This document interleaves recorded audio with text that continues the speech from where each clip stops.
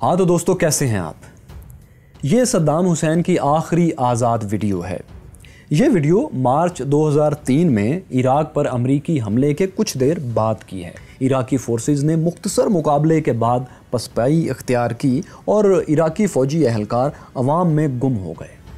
کچھ نے مختلف تنظیموں کے ساتھ مل کر حملہ آوروں کے خلاف گوریلا جنگ بھی شروع کر دی تھی۔ تو انہی دنوں جب امریکی فورسز ابھی بغداد میں داخل نہیں ہوئی تھی، تو ایک دن صدام حسین صدر عراق کے اچانک بغداد کے بازار میں نکل آئے۔ یہ اپریل 2003 کی ویڈیو انہی دنوں کی ہے۔ اس کے بعد صدر صدام حسین کسی نامعلوم مقام پر روپوش ہو گئے اور امریکہ سمیت ان کے دشمن انہیں تلاش کرنے میں لگ گئے۔ جب وہ نہیں رہے اور ان کی جگہ امریکہ نے ایک عارضی سیٹ اپ عراق میں قائم کر دیا، تو اب عراق کی میجورٹی شیعہ آبادی اور مائنورٹی سنی آبادی کی طرف سے دو طرح کے اقدامات سامنے آئے جنہیں دو طرح کے لیڈرز لیڈ کر رہے تھے۔ ایک طرف تو وہ شیعہ رہنما تھے جو مہدی آرمی کے نام سے امریکہ کو بڑا شیطان کہتے ہوئے اس سے لڑ رہے تھے۔ دوسری طرف سنی سلفی مسلک کے سعودی نظریات کے ٹرینڈ فائٹرز تھے جو زرقاوی یا القاعدہ جیسی تنظیموں کی شکل میں امریکہ سے بھی لڑ رہے تھے اور شیعہ کمیونٹی کے رہنماؤں کو بھی نشانہ بنا رہے تھے۔ لیکن دوستو، اس میں ایک تیسری قسم بھی تھی۔ یہ وہ شیعہ رہنما تھے جن کی عراق میں بہت مقبولیت تھی۔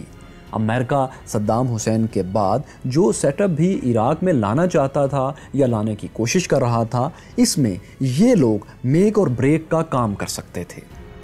یہ لوگ چاہتے تھے کہ نئے عراق میں ان کی مرضی کا سیٹ اپ تشکیل پائے یا ایسا سیٹ اپ آئے جس میں ان کا بھی حصہ ہو۔ ایسے ہی ایک بہت اہم رہنما آیت اللہ باقر الحکیم تھے۔ یہ رہنما 1980 کی دہائی میں جب صدام حسین شیعہ رہنماؤں کو قتل کروا رہے تھے، ان دنوں ایران جلا وطن ہو گئے۔ تو اب جب صدام حسین کہیں نہیں تھے اور نہ ان کی باس پارٹی کی حکومت کہیں تھی، تو یہ رہنما آیت اللہ باقر الحکیم ایران سے عراق کے لیے نکل کھڑے ہوئے۔ آپ جان چکے ہیں کہ انہوں نے ایران میں رہتے ہوئے عراق میں اسلامی انقلاب کے لیے ایک انقلابی کونسل بنائی تھی اور ایران کی مدد سے البدر بریگیڈ کے نام سے 10,000 کے قریب جنگجوؤں کا ایک لشکر بھی تیار کر لیا تھا۔ تو جب وہ ایران سے عراقی مقدس شہر نجف کے لیے روانہ ہوئے، تو یہ البدر کے جنگجو اور ان کے محافظ بھی ان کے ساتھ تھے۔ انہوں نے عراق میں اہم کردار ادا کرنا تھا کیونکہ وہ عراق کے بہت ہی مقبول شیعہ رہنما تھے۔ آیت اللہ باقر الحکیم اگست کے شروع میں ایران سے چلے تھے اور 29 اگست 2003 کو وہ عراقی شہر نجف میں پہنچ گئے۔ البدر کے جنگجو، البدر بریگیڈ کے جنگجو اور دیگر محافظ بھی ان کے ساتھ تھے۔ وہ حضرت امام علی کے مزار پر گئے، حاضری دی اور باہر نکل کر اپنی گاڑی کی طرف چل دیے۔ ابھی وہ گاڑی کے پاس ہی پہنچے تھے کہ دوستو، ایک ناقابل بیان آواز پیدا کرتا ہوا دھماکہ ہوا۔ سینکڑوں کلومیٹر بارود کا یہ دھماکہ اتنا شدید تھا کہ آیت اللہ باقر الحکیم کا جسم بم کی حدت سے ہوا ہی میں کہیں تحلیل ہو گیا۔ ایسا کچھ لوگوں کا کہنا ہے جو اس دھماکے کے قریب موجود تھے یا جنہوں نے انویسٹیگیشن کی، کیونکہ دھماکے کے بعد ان کا جسم، ان کی باڈی بہت اچھی حالت میں دستیاب نہیں ہوئی۔ یہ حملہ اتنا خوفناک تھا کہ اس میں 95 لوگ مارے گئے۔ امام علی کے شرائن، ان کے مزار کو بھی نقصان پہنچا۔ قریب ایک 3 منزلہ پلازا جو تھا وہ زمین پر فرش بن کر بکھر گیا اور جس جگہ دھماکہ ہوا تھا وہاں 3 فٹ گہرا گڑھا پڑ گیا۔ اس وقت کے عراقی اور عالمی اخبارات میں یہ چھپا کہ یہ حملہ کسی نامعلوم گروپ نے کروایا ہے، لیکن شک عراق کی باس پارٹی صدام حسین کی پارٹی کی طرف تھا۔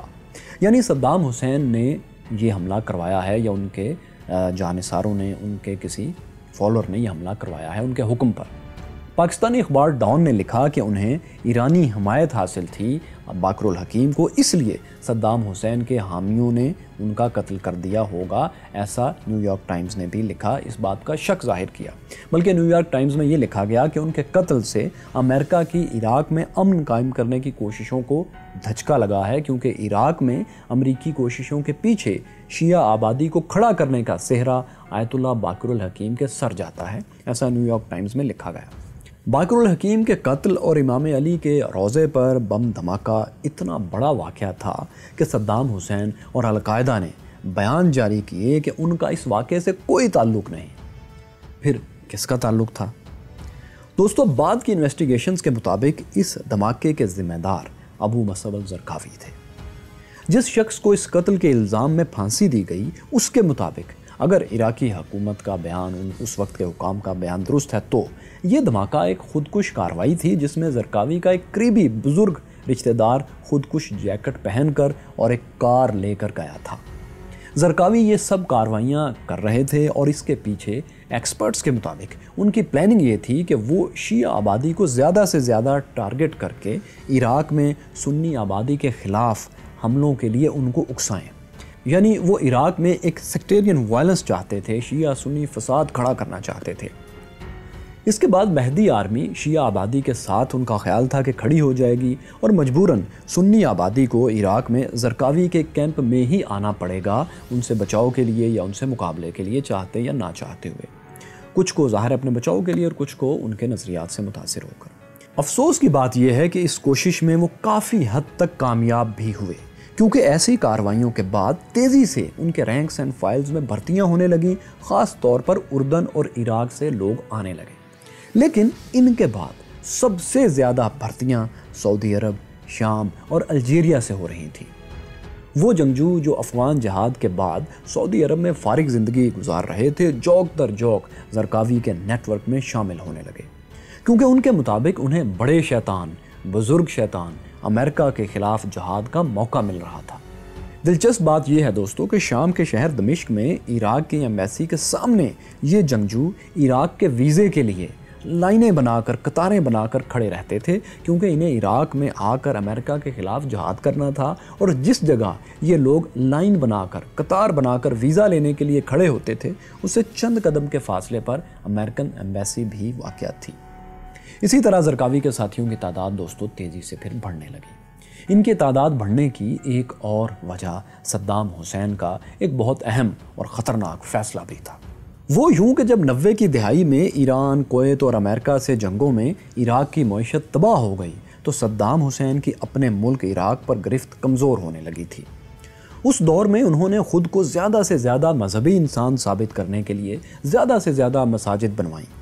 آپ جان چکے ہیں کہ صدام حسین نے ایک اسلامک کانفرنس بھی منعقد کروائی تھی جس میں پاکستان سے علامہ احسان الہی ظہیر بھی شریک ہوئے تھے۔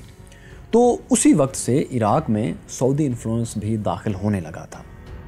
سعودی عرب کا وہ اسلامی نقطہ نظر جس سے سعودی عرب میں انتہا پسندی پیدا ہو رہی تھی، وہی عراق میں بھی تیزی سے پھیلنے لگا تھا، اور شروع میں صدام حسین نے اسے پھیلنے دیا، لیکن 90 کی دہائی کے آخر میں انہیں احساس ہونے لگا کہ اس سے ان کی اپنی فوج میں وہ لوگ پیدا ہو گئے ہیں جو ان کے خلاف بغاوت کر سکتے ہیں، ان کی حکومت کو، صدام حسین کی حکومت کو غیر اسلامی سمجھتے ہوئے، جیسا کہ آپ جانتے ہیں سعودی عرب میں ہو بھی چکا تھا، کیونکہ صدام حسین ذاتی طور پر تو بالکل بھی مذہبی انسان نہیں تھے۔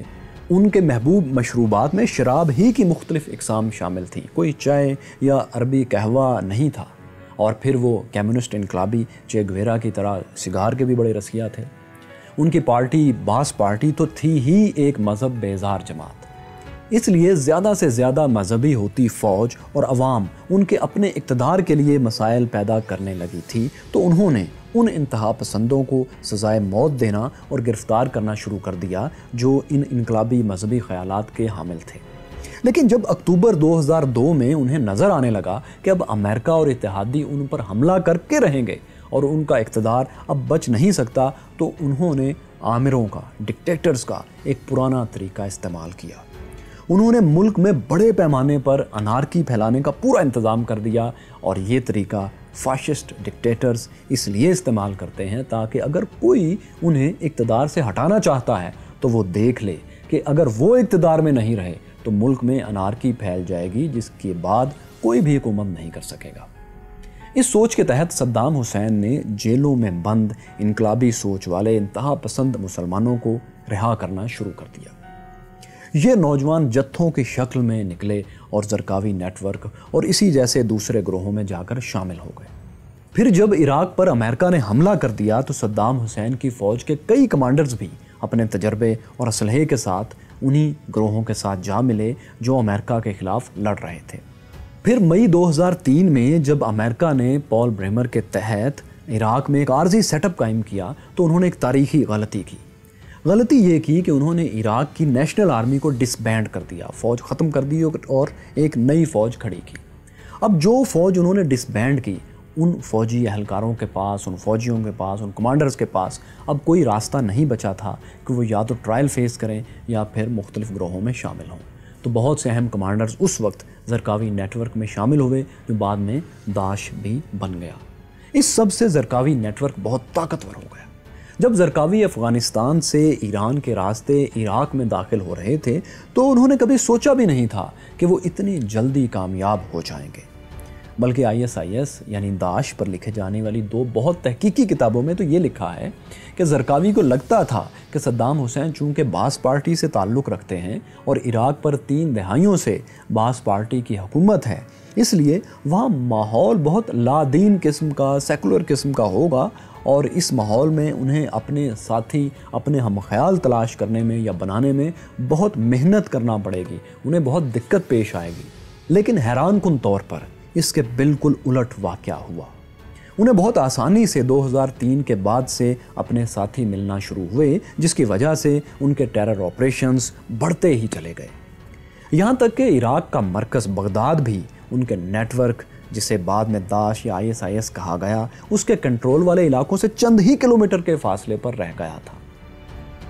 واقعہ یہ تھا کہ بغداد سے صرف 60 کلومیٹر دور ایک قدیم شہر سمارا ہے۔ یہ شہر تقریباً 1000 سال سے بھی پہلے کہیں قائم ہوا تھا۔ یہاں انسانیت کی مشترکہ وراثت دفن ہے، موجود ہے۔ یہاں 6000 سال قبل از مسیح سے انسانی تہذیب کی باقیات ملنا شروع ہوتی ہیں۔ اسلامی تاریخ کے حساب سے یہ شہر شیعہ اور سنی دونوں فرقوں کے لیے تقدس کا درجہ رکھتا ہے۔ یہاں ایک مسجد اور مزار ہے جسے عسکری مسجد، اور مزار کو مرکز الامامین کہتے ہیں۔ مسجد اور مزار کے گنبد ساتھ ساتھ ہیں اور دونوں ایک ہی جگہ واقع ہیں۔ یہاں جو مزار ہے وہاں اہل تشیع کے 10ویں اور 11ویں امام، جنہیں دونوں کو مشترکہ طور پر امام العسکرین بھی کہتے ہیں، یہاں دفن ہیں، جبکہ یہی وہ جگہ ہے جس کے بارے میں اہل تشیع کا عقیدہ ہے کہ 12ویں امام دنیا سے اسی جگہ سے چلے گئے تھے، یعنی ظاہری دنیا سے غائب ہو گئے تھے تو وہ یہیں سے ہوئے تھے۔ یہ ان کا عقیدہ ہے، ان کے عقیدوں میں سے ایک عقیدہ ہے۔ انہی کو امام مہدی یا امام غائب بھی کہا جاتا ہے۔ تو یوں تھا کہ یہ سمارا کا علاقہ سنی اکثریت کا علاقہ تھا، لیکن صدیوں سے اس جگہ اور مسجد میں اہل تشیع اور سنی پرامن طور پر آیا جایا کرتے تھے اور ارد گرد رہتے تھے۔ عسکری مسجد اور مزارات کا تقدس دونوں کے لیے ایک جیسا تھا، کبھی انہوں نے آپس میں فرق نہیں کیا تھا۔ لیکن کیا ہوا کہ 22 فروری 2006 کی صبح نماز فجر کے قریب ایک بہت بڑا دھماکہ ہوا اور مزار کا گنبد اڑ گیا۔ دھماکے میں جانی نقصان تو نہیں ہوا، لیکن اس کے بعد عراق میں دوستو فرقہ وارانہ فسادات ایک دم سے پھوٹ پڑے۔ یوں لگتا تھا کہ زرقاوی نیٹ ورک اپنے مقصد میں کامیاب ہو گیا ہے۔ امام حسن عسکری کے مزار پر دھماکے اور گنبد کے گرنے کی خبر عراق میں پھیلی تو شیعہ اکثریتی علاقوں میں غم و غصے سے عالم ہی بدل گیا۔ ان علاقوں میں 21 کے قریب مساجد پر حملے ہوئے، کئی لوگ جان سے چلے گئے اور بہت سے زخمی ہوئے۔ اسی طرح سنی اکثریتی علاقوں میں اس کا ایک اور رد عمل دیکھنے میں آیا، وہاں بھی بہت خون خرابہ ہوا، بہت مقدس عبادت گاہوں کو تباہ کیا گیا۔ تو یہ سب وہاں اس ایک واقعے کے بعد ہونا شروع ہو گیا۔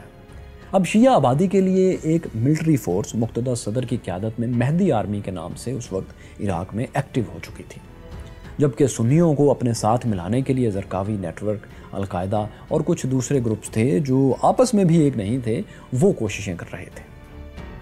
یہ سب اعلانیہ تو عراق پر امریکی حملے کے خلاف تھے یہ تمام گروپ، لیکن امریکیوں پر حملے کرنے کے ساتھ ساتھ یہ آپس میں بھی پورے جوش و جذبے سے لڑتے تھے، جیسے وہ امریکیوں کے خلاف لڑتے تھے ویسے ہی آپس میں بھی لڑتے تھے۔ تو عسکری مسجد اور مزار پر حملوں کی ذمہ داری اس واقعے کے بعد بھی کسی نے قبول نہیں کی، لیکن امریکی صدر بش اور عراقی انتظامیہ نے اس کی ذمہ داری سمارا کے بدری قبیلے کے ایک نوجوان ہاشم بدری پر ڈالی، جو کہ زرقاوی اور القاعدہ کا ساتھی تھا۔ یہ دوستو بہت ہی منظم کارروائی تھی سمارا کے مزار پر جو حملہ ہوا، اور کافی سوفسٹیکیٹڈ طریقے سے یہ کیا گیا۔ 1000 سال پرانی مسجد اور مزار کو تباہ کرنے کے لیے جو لوگ آئے تھے وہ عراق کی اسپیشل فورسز کا لباس پہنے ہوئے تھے۔ انہوں نے رات میں گارڈز کو خاموشی سے باندھا اور پھر ساری رات بہت بڑے مضبوط گنبد کو تباہ کرنے کے لیے انجینئرز کے سٹائلز میں انہوں نے کام کیا۔ انہوں نے پیمائش کے حساب سے ضروری فاصلوں پر گنبد کے نیچے بارود نصب کیا اور صبح کے قریب اسے دھماکے سے اڑا دیا۔ تو ہاشم بدری کی تلاش دوستو پھر شروع ہوئی اور اگلے سال وہ ایک ڈرون حملے میں مارا گیا۔ پکڑا تو نہیں گیا لیکن مارا گیا۔ اسی کے قبیلے کا ایک اور نوجوان بھی اسی شہر سمارا میں رہتا تھا۔ خیالات اس کے بھی شدت پسندانہ تھے۔ یہ نوجوان ابراہیم البدری تھا۔ عراق کی اسلامی یونیورسٹی سے اس نے اسلامک سٹڈیز میں ماسٹرز کیا تھا۔ دوران تعلیم اس نوجوان کی دوستیاں شدت پسند تنظیموں کے ساتھ تھیں۔ امریکہ نے جب عراق پر حملہ کیا اور جن لوگوں کو گرفتار کیا گیا ان میں یہ بھی شامل تھا۔ ابراہیم بدری دوستو تھا تو بہت ایکسٹریمسٹ، لیکن اس ہوشیار نوجوان نے قید کے دوران ظاہر نہیں ہونے دیا کہ وہ کن انتہا پسندانہ خیالات کا مالک ہے۔ البتہ جیل میں قید دوسرے جہادی لیڈرز کو اس کی صلاحیتوں کا علم تھا۔ انہوں نے اسے حکم دیا کہ وہ رہائی کے بعد ہمسایہ ملک شام میں جائے اور القاعدہ کی ایک شاخ وہاں قائم کرے۔ اب اتفاق دیکھیے کہ جیل حکام نے ابراہیم البدری کو اچھے چال چلن کی وجہ سے جلدی رہا کر دیا۔ رہائی کے بعد وہ سیدھا شام پہنچا۔ یہاں اس نے ماحول کا جائزہ لیا، لیکن اسے کیوس پیدا کرنے کے لیے مناسب ماحول اس وقت فوری طور پر دکھائی نہیں دیا۔ اس کے لیے اسے ابھی تھوڑا وقت چاہیے تھا۔ اس دوران ابراہیم بدری نے اسلامک سٹڈیز میں پی ایچ ڈی کی ڈگری بھی یہیں مکمل کی۔ یہ وہ نوجوان تھا دوستو جسے اب زرقاوی کے بعد اس کے خواب کے مطابق Islamic state of Iraq and Syria ISIS قائم کرنا تھی۔ اسی ابراہیم بدری نے اپنا جہادی نام ابو بکر البغدادی رکھا اور اپنے تئیں ایک خلافت قائم کرنے کے لیے زرقاوی نیٹ ورک کا حصہ بن گیا۔ زرقاوی کی کارروائیوں سے امریکہ تو دوستو پریشان تھا، لیکن امریکہ کو اپنے اتحادی سعودی عرب کی طرف سے بھی کافی پریشانی تھی، کیونکہ سب سے زیادہ زرقاوی نیٹ ورک میں جو فائٹرز آ رہے تھے وہ سعودی عرب سے ہی آ رہے تھے۔ پھر سعودی عرب کے کھاتے پیتے لوگوں کی طرف سے چندہ بھی زرقاوی اور القاعدہ کے لیے بہت آتا تھا۔ گو کہ یہ سب سرکاری طور پر سعودی عرب کی طرف سے نہیں ہو رہا تھا، لیکن ہو تو سعودی عرب سے ہی رہا تھا نا۔ اب دیکھیے کہ کیسے سلمان بن عبدالعزیز جو اس وقت سعودی عرب کے بادشاہ ہیں، وہ خود 90s میں اور 80s میں افغان جہاد کے لیے عوام اور امیر لوگوں سے پیسے جمع کر کے افغانستان بھیجا کرتے تھے۔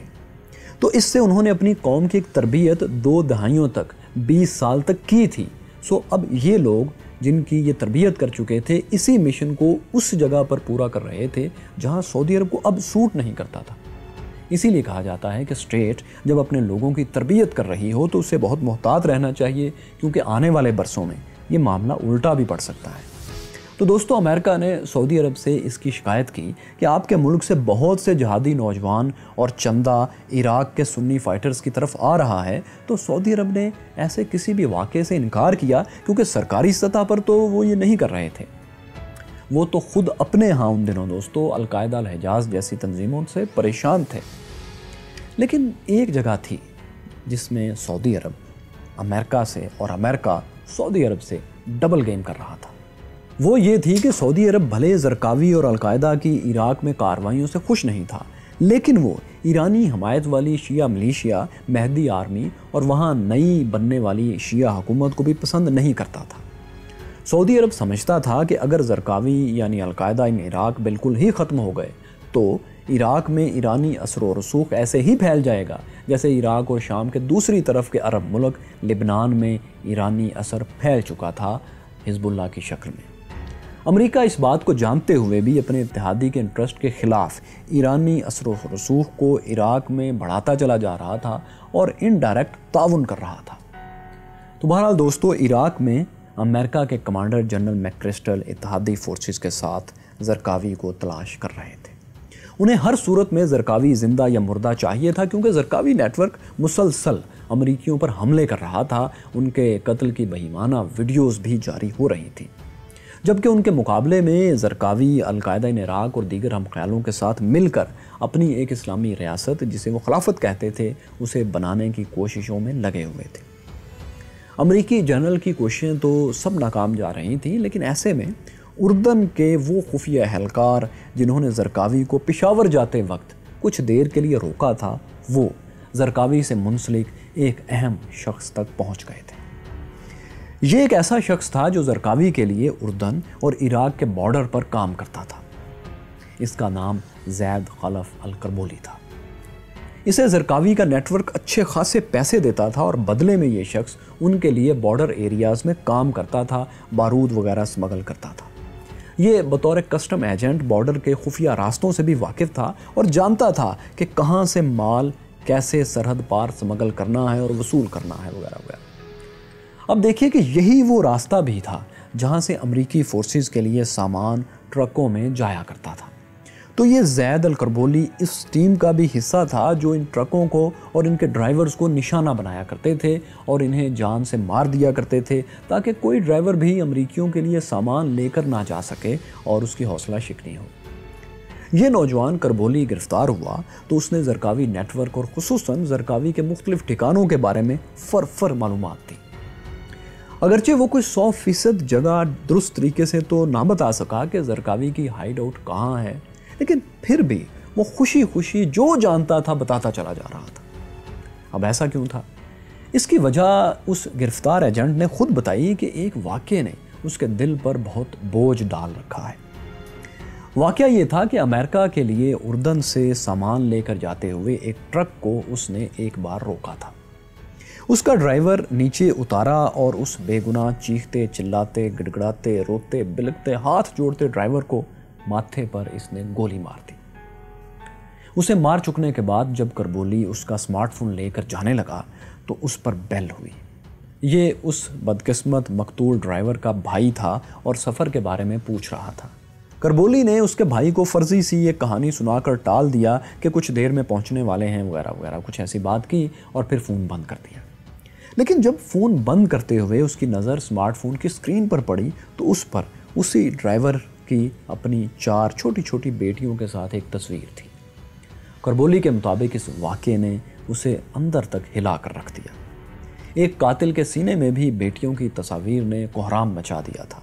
گو کہ کربولی کے گناہوں کی تفصیل بہت لمبی تھی، وہ کئی بم دھماکوں میں بہت سے بے گناہ مرنے والوں کا ذمہ دار تھا، لیکن وہ کہتا تھا کہ اسے پہلی بار زرقاوی کا ساتھ دینے پر احساس جرم ہونے لگا۔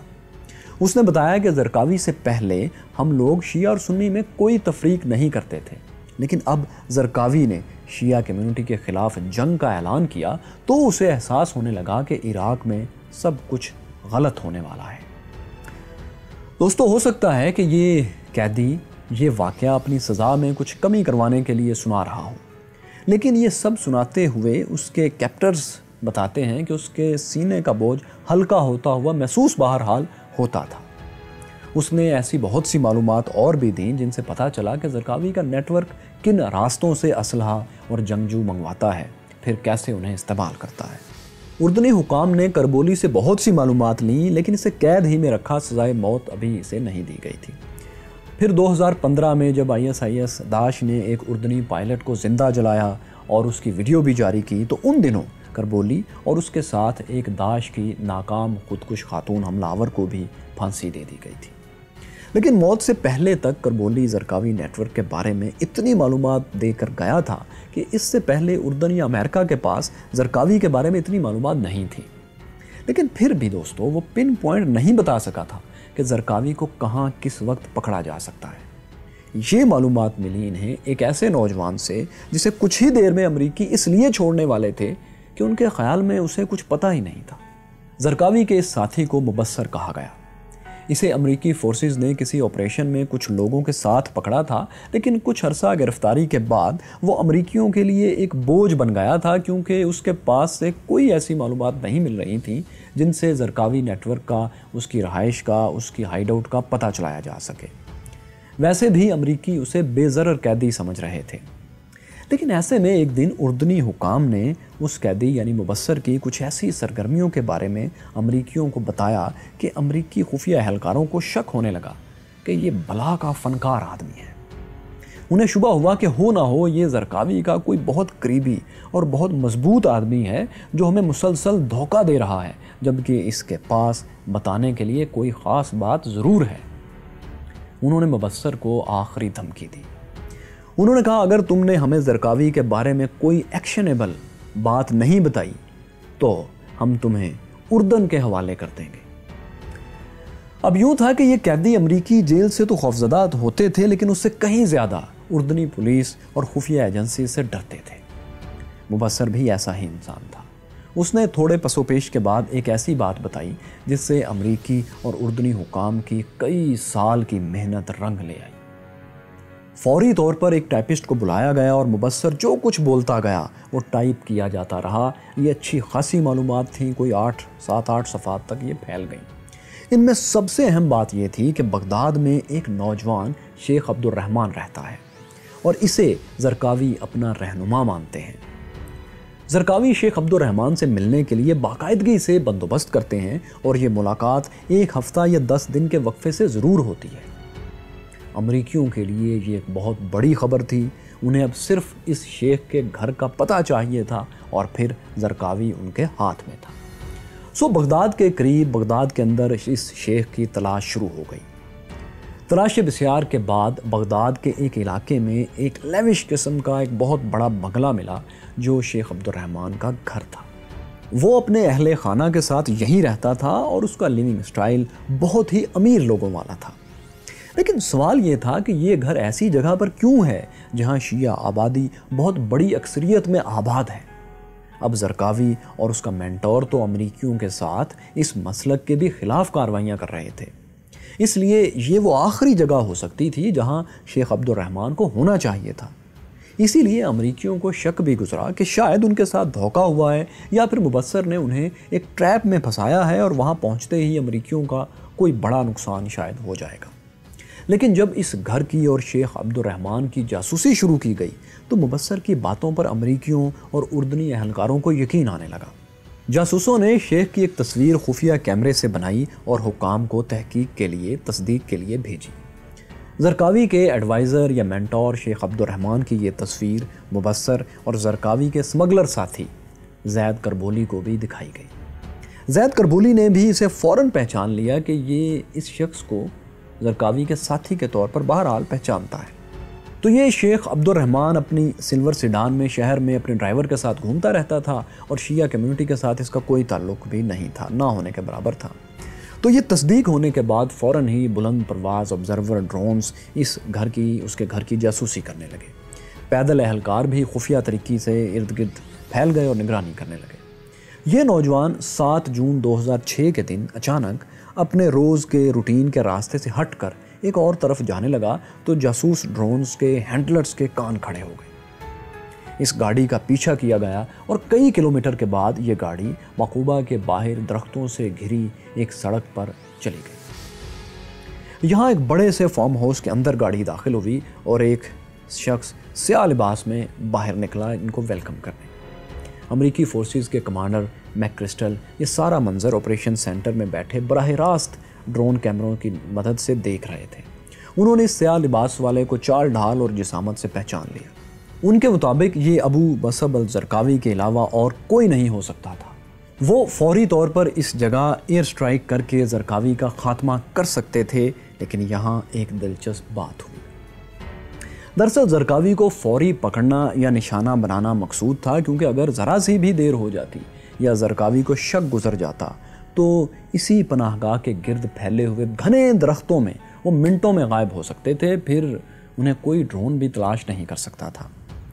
میک کرسٹل زرقاوی کو زندہ پکڑنا چاہتے تھے، جس کے لیے انہوں نے ڈیلٹا کمانڈوز کی ایک ٹیم کو بغداد میں تیار رکھا ہوا تھا، ٹرین کیا ہوا تھا خاص اس کام کے لیے۔ پہچان ہو جانے پر جب انہوں نے کمانڈوز کو پہنچنے کا آرڈر کیا تو پتہ چلا کہ جس ہیلی کاپٹر پر انہیں لایا جانا تھا اس کا انجن کام نہیں کر رہا، وہ ریپیئرنگ کے لیے گیا ہوا ہے نا کلاسیکل سین۔ تو نئے ہیلی کاپٹر کو منگوانے کے لیے چند منٹ اب درکار تھے۔ میک کرسٹل نے پلان بی کے تحت روٹین کی پرواز کرنے والے 2 F-16 سے رابطہ کیا۔ ان میں سے ایک نے فوراً ان درختوں سے گھرے ہوئے فارم ہاؤس کا رخ کیا۔